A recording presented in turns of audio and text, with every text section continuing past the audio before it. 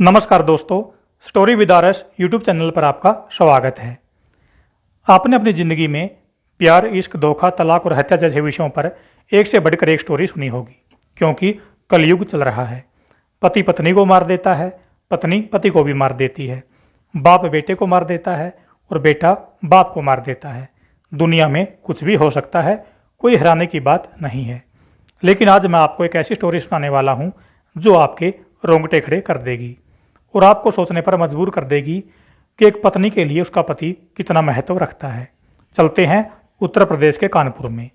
कानपुर के रोशनपुरा की एक अनजान सी गली अचानक चर्चा में आ गई। मामला क्या है, इसको हम बिल्कुल शुरुआत से समझते हैं।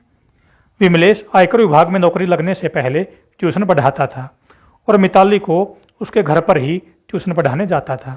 इसी बहाने विमलेश और मिताली की मुलाकात प्यार में बदल गई। दोनों ने साथ जीने मरने की कसमें खा ली और शादी करने की योजना बनाई। जब विमलेश ने मिताली से शादी करने की बात अपने घर वालों से की तो विमलेश के घर वालों ने मना कर दिया। उधर मिताली की माँ भी शादी से मना कर चुकी थी, लेकिन विमलेश और मिताली ने साथ जीने मरने की कसमें खा रखी थी और वो अब किसी के रोकने से रुकने वाले नहीं थे। उन्होंने साल 2016 में घर से भागकर शादी कर ली। इस शादी में दोनों ओर से परिवार का कोई भी सदस्य नहीं आया, बल्कि मिताली के चाचा ने ही शादी की सारी रस्मों को पूरा किया। जब घर वालों को शादी का पता चला तो दोनों के घर वालों ने फिर से पूरा विरोध किया। दोनों कुछ वर्ष तक घर से बाहर रहे, लेकिन बदलाव प्रकृति का नियम है, तो कुछ दिनों बाद घर वालों ने इनको अपना लिया। अब विमलेश और मिताली दोनों अपने परिवार के साथ रहने लगे। मिताली ने एक लड़के और एक लड़की को जन्म दिया। सब कुछ ठीक ठाक चल रहा था। विमलेश आयकर विभाग में और मिताली कोऑपरेटिव बैंक में डिप्टी मैनेजर की नौकरी कर रही थी। लेकिन समय ने ऐसी करवट ली कि सब कुछ बदल कर रख दिया। साल 2021 विमलेश का ट्रांसफ़र गुजरात के अहमदाबाद में हो जाता है। मिताली भी उस वक्त उसके पास ही थी, लेकिन विमलेश के बीमार होने के कारण वो अपने घर कानपुर वापस लौटते हैं और विमलेश को एक अस्पताल में भर्ती करवा देते हैं।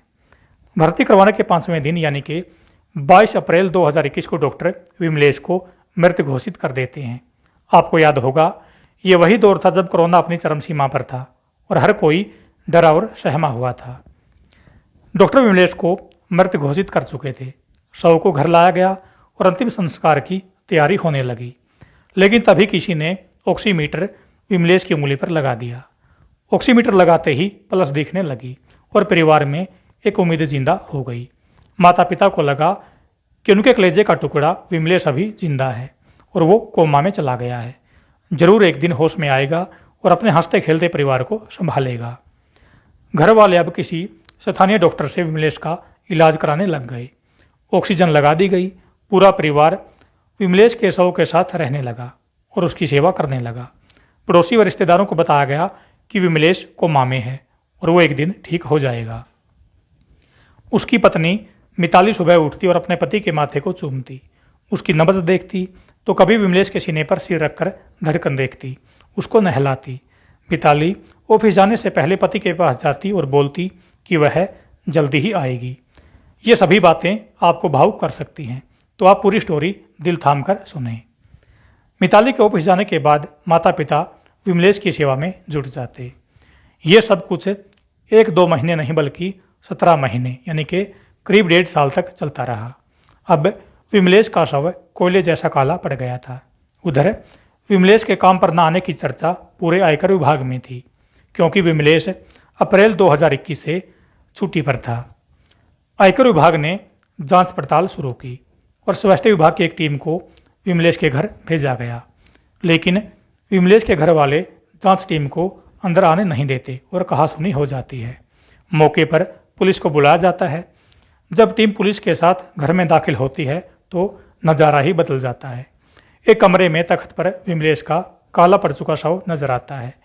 टीम शव को उठाकर ले जाती है और पुलिस की सहायता से विमलेश का अंतिम संस्कार करवाया जाता है। इस मौके पर विमलेश की पत्नी से सवाल पूछे जाते हैं कि वो एक समझदार औरत होने के नाते एक शव को जिंदा कैसे मान रही थी और कैसे उसने करवा चौथ का व्रत रख लिया और वो कैसे माथे पर सिंदूर लगाती रही। तो मिताली जवाब देती है कि उसको बहुत पहले ये पता चल चुका था कि अब उनके पति मर चुके हैं, लेकिन विमलेश के माता पिता को अब भी आस थी कि उनका बेटा कोमा में है और वो जल्दी ठीक हो जाएगा। ऐसे हालात में वो कैसे उनके भरोसे का कत्ल कर सकती थी? उनके पति का शव उनके सामने होते हुए वो कैसे अपने माथे से सिंदूर मिटाती? इन सब बातों को बताते हुए मिताली रोने लगती है।